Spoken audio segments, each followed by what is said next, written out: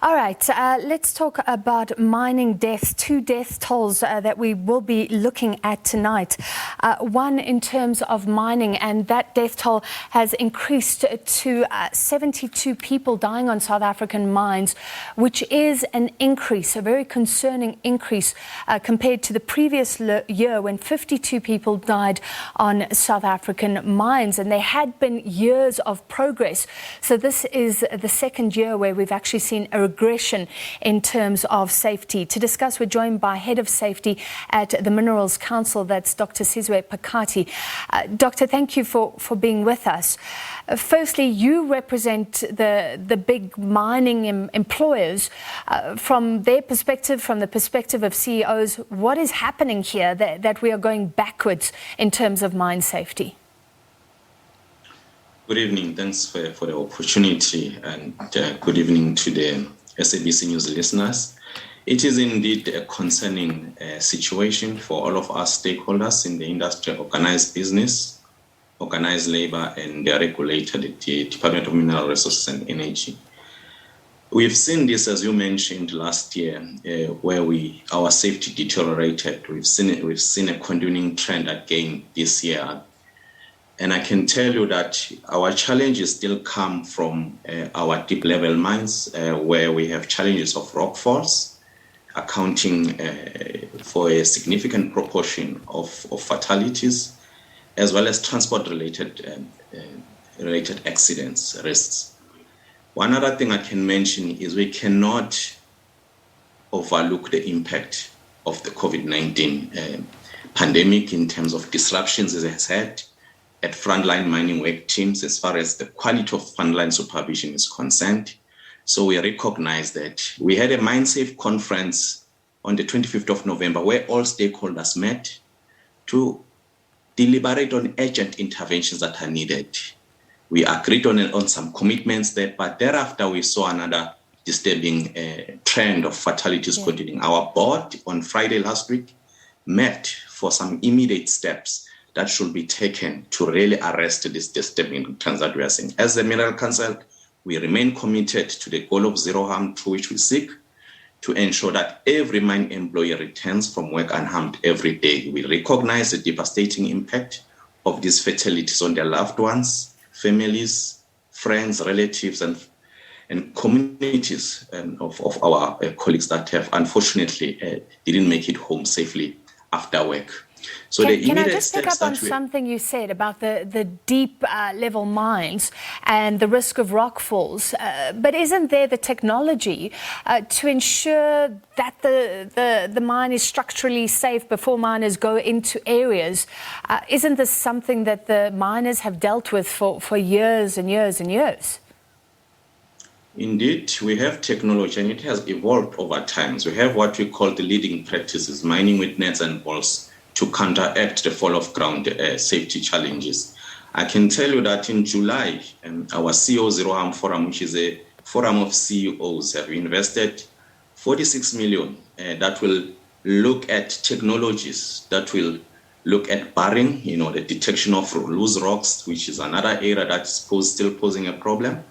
Looking at mining with rigs, leading practices, the issue of workplace lighting, particularly in underground workplaces, the issue of skills development as well, and the issues of culture, where we seek to have enabling zero harm production, behavior, culture, and operational discipline. We have that. When it comes to transport, we also have another special project looking at counteracting transport-related accidents through technology, what we call prevention collision systems, where you have the interaction of vehicles to persons interactions in mining workplaces. So these are the technologies that we have. We are working with research institutions, we are working with universities on latest technologies, modernizing our mines as well to really arrest these disturbing trends. I mean, you mentioned earlier on, there has been some great strides that we have made, but what remains is one fatality is one too many. And we have these interventions, and I may carry on with the ones that we just decided to focus on for immediate halt of this regression. So you can, but 72 is certainly too many. We're talking about people's lives here. So we've spoken about the rock falls, you've spoken about transportation. Can you confirm that these are miners dying during their official duties? It's not the what we call the zamazamas who go into old mining areas, although apparently some fatalities have happened when miners go to barricaded old mining areas. Can you just explain? Yes, I can confirm that these statistics do not include fatalities from illegal mining, or what we call zamazamas. These are official statistics from workplaces in which work is performed illegally. You are right. One of the issues of going back to old mining areas is one area that forms part of these 8 immediate measures. Because we have seen that miners tend to go to those old working areas. We're saying we want to stop unauthorized and uncontrolled access to those old mining workplaces through conducting regularly, risk assessment robustly, so that we implement controls where we can really control, safety and manage it effectively from these previously mined workplaces. And of course, the issue of improving the quality and maintenance schedules. That's very important. So that's one of the areas we are looking at. Okay, I can go on in the list. Yeah. Well, finally, I mean, you can talk about what you're going to do, but we have seen a regression over years, and I've been hearing from miners for years what is going to be done, and I remember the high hopes of 0 deaths. We now have a toll of 72. How can we, as the public, as South Africa, hold your industry accountable, because we are talking about people's lives? Indeed, we are talking about people's lives. Safety remains the number one value priority in the mining industry. At Minerals Council, we have a social compact where all our member companies subscribed to. I can tell you that as much as we have these challenges, it's not by lack of effort. The other issue is to just indicate that there are a number of mining companies that are going for a long period of time without fatalities. We won't rest until indeed we achieve and absolutely we make sure that no employee goes to work and come back lifeless. So that's what we want to stress to the public. And of course, it's not a one stakeholder task, this one. We need collaboration.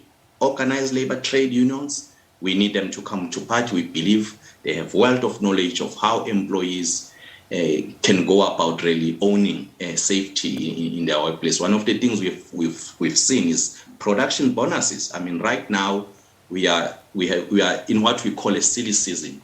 We are approaching the festive season, so it's very important that employees remain vigilant. So I think organized labor can play a very good role there. We have seen with our improvements that we have made, it was because of collaboration between government and organized labor and organized business. All right, but you're not passing the buck to organised labour. This is an employer's responsibility primarily. Do you agree? Very quickly.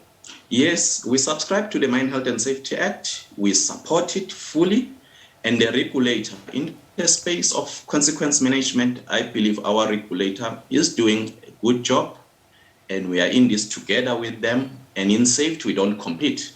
There are no egos in safety, as we are saying.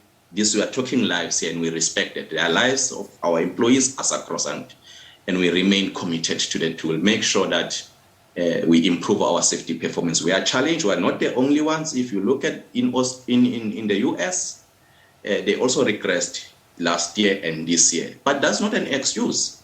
We know what our challenges are, and we'll be working on those with these immediate steps that we've taken last week. All right, thank you for your time. That was Dr. Sizwe Phakathi, Head of Safety at the Minerals Council, South Africa.